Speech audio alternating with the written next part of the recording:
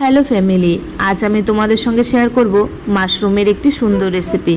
Mushroom আমার বেশি পছন্দ নয়, কিন্তু বান্ধবীরা সবাই নিচ্ছিল বলে আমিও নিয়ে নিয়েছি। তো মাশরুমগুলোকে ছোট ছোট করে কেটে নুন দিয়ে একটু ঢেকে দেব ভাপানোর জন্য।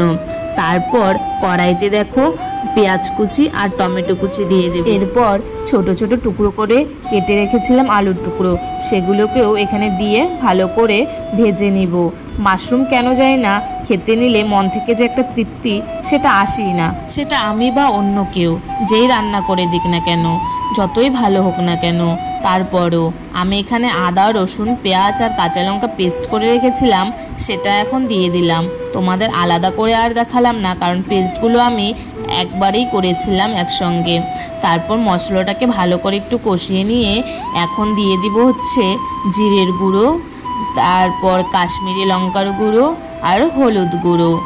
এরপর মশলাটাকে বারবার জল দিয়ে কষিয়ে নিব যতক্ষণ না পর্যন্ত তেল উপরে ভেসে আসছে। তো চলো ভালো করে কষিয়ে নেওয়া যাক। এরপর দিয়ে দিলাম মিট মশলা, এটা দিয়েও তারপর আর একটু কষিয়ে নিয়ে দিয়ে দিব জল। জানো তো, বিয়ের আগে তো একদমই রান্না পারতাম না, তখন টিউশন স্কুল এসব করেই দিন চলে যেত। আর বিয়ের পর যে আমাকে হাতে ধরে রান্না শেখাবে সেরকমও কাউকে পাইনি। আমি নিজে নিজেই রান্না শিখেছি এবং নিজে নিজেই করি। তবে যাই করো তাই করো, মায়ের রান্না কিন্তু সেরা, তাই না? তো মায়ের হাতে রান্না খেলে একদম মনটা ভরে যায়। তোমাদের সঙ্গে কথা বলতে বলতে আমি কিন্তু 1 চিমটি চিনিও দিয়ে দিয়েছিলাম। এরপর যে আমি ভাপিয়ে রেখেছিলাম মাশরুমগুলো, সেগুলোকে কিন্তু দিয়ে দিয়েছি। তারপর ভালো করে কষিয়ে নেব। এরপর দিয়ে দিব লবণ, তোমরাও একটু স্বাদ মতো লবণ দিয়ে দিও। তোমরা লবণটা প্রথমেও দিতে পারো, আমি কিন্তু শেষের দিকে দিলাম।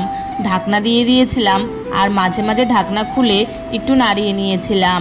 এরপর ভালো করে কষানো হয়ে গেলে এর মধ্যে দিয়ে দিয়েছি জল। এরপর জলটা হালকা শুকিয়ে এলে এর মধ্যে দিয়ে দিলাম গরম মশলা। তারপর আরেকটু ভালো করে নাড়িয়ে চাড়িয়ে নামিয়ে নিলাম। দেখো কত সুন্দর হয়েছে, কমেন্ট করে জানিও।